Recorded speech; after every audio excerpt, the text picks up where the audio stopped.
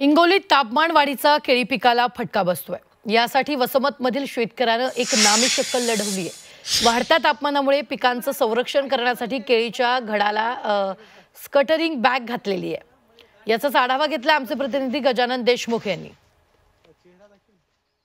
हिंगोली जिल्ह्यामध्ये तापमानाचा पारा 43 ते 44 अंशावर जाऊन ठेपला आणि त्यानंतर शेती पिकांना धोका होऊ लागलाय। मी आता सध्या वसमत तालुक्यातील गिरगाव या भागामध्ये आहे आणि या भागामध्ये केळीचं अत्यंत चांगल्या प्रतीचं उत्पादन घेतलं जातं, जे विदेशात सुद्धा केळी इथून पाठवल्या जातात।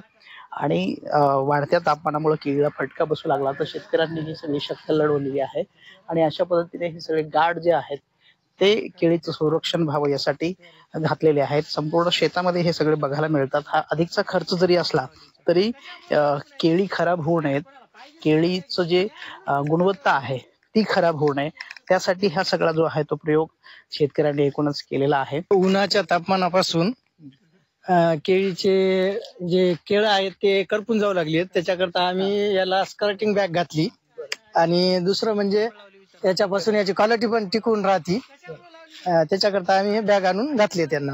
इकडे तापमान खूपच वाढलं। टुडे जर्नलिस्ट गणेशसह गजानन देशमुख, सी मीडिया, हिंगोली। तर विटा इथल्या नेचर केअर फर्टिलायझर्सच्या वतीनं राज्यस्तरीय नेचर केअर सन्मान 2025 पुरस्काराचं वितरण करण्यात आलं। वृक्षारोपण, वृक्ष संवर्धन, जंगल निर्मिती क्षेत्रात चमकदार कामगिरी करणाऱ्या मान्यवरांचा सन्मान यावेळी करण्यात आला। यावेळी नैसर्गिक शेतीचे ज्येष्ठ अभ्यासक राजेंद्र भट आणि अभिनेत्री सायली संजीव प्रमुख अतिथी म्हणून इथं उपस्थित होते। आपली नैतिक जबाबदारी असते।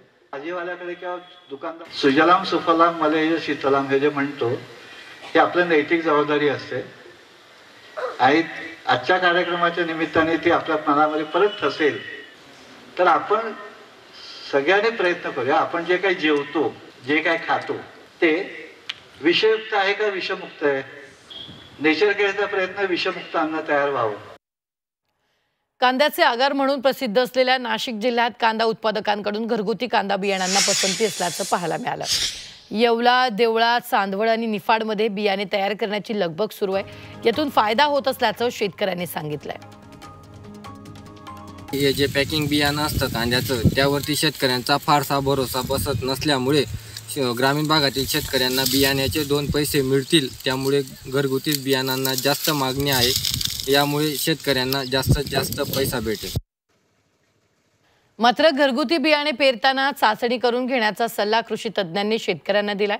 त्यांच्याशी बातचीत केली आमचे प्रतिनिधी सुदर्शन खिल्लारे यांनी। या घरगुती कांदा बियाण्याचा काय फायदा असतो हे आपण कृषी विभागाकडून जाणून घेणार आहोत। मला सांगा मॅडम की घरगुती कांदा बियाणं आणि पॅकिंगच्या कांदा बियाण्यामध्ये वापरण्यामध्ये काय फायदा नुकसान असतं? घरगुती कांदा बियाणं हे शेतकरी स्वतः कांदा निवड करून मगच लागवडीसाठी वापरतात, त्यामुळे त्यामध्ये शुद्धतेची आणि कांद्याची जी प्रतवारीची जी हमी आहे ती मोठ्या प्रमाणात चांगली दिसते। त्यामुळे शेतकऱ्यांनी घरगुती कांदा बियाण्याला पसंती द्यावी। आता आपल्या येवला तालुक्यामध्ये मोठ्या प्रमाणात कांद्याचं क्षेत्र असल्यामुळे शेतकरी मोठ्या प्रमाणामध्ये कांद्याची बियाण्याची लागवड करतात आणि मोठ्या प्रमाणात बियाणं निर्मिती करतात। त्यामुळे शेतकऱ्यांनी घरचं कांदा बियाणं त्यालाच पसंती पण देतात। पण शेतकऱ्यांनी कांदा बियाण्याची लागवड करण्यापूर्वी जेव्हा कांदा रोपांची पुनर्लागवड करायची आहे किंवा कांदा रोपं टाकायची त्यावेळी उगवण क्षमता तपासणी करून मग घरचं बियाणं लागवडीसाठी वापरावं।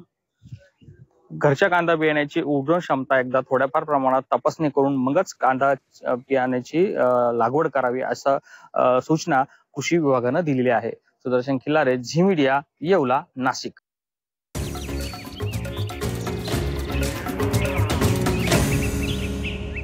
पीक पाणी पॉवर्ड बाय नेचर केअरचे सेंद्रिय खत ग्रीन हार्वेस्ट दाणेदार।